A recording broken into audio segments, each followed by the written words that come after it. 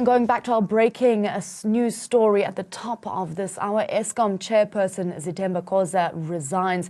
According to reports, Eskom chairperson Zitemba Khoza submitted his resignation to the Minister of Public Enterprises. Reports also suggest that Zitemba Khoza submitted his resignation to Lynn Brown on Friday.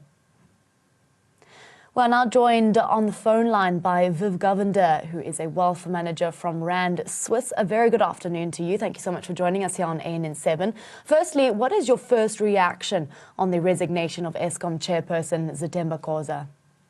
I think it was a necessity. If you hear the statement from Melissa Gigaba, the finance minister, it was a few days ago, about the fact that if we don't sort out, or if he didn't sort out Eskom and do something about it before he left for Davos, he might not have a functioning economy when he returns, or when the delegation returned from Davos.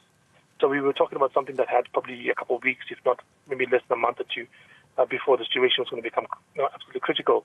Eskom had already missed deadlines for basically publishing financial statements.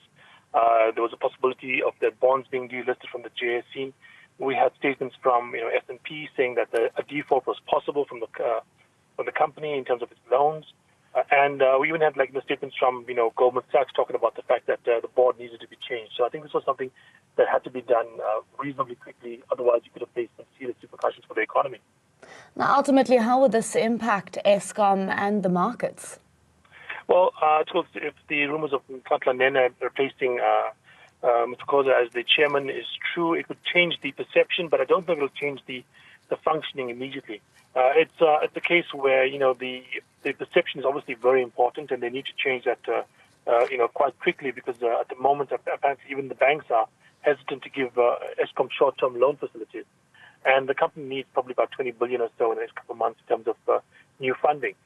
So they need to do something to change the perception. Now, changing the ship around requires probably more than just perception change; requires probably operational skills as well. And so it's something that I think it's going to be more than just this one change. It needs to be probably a large rehaul of a lot of upper management and maybe even below that. So we're expecting more changes as we go further. Govender, thank you so much for your time and your professional comments.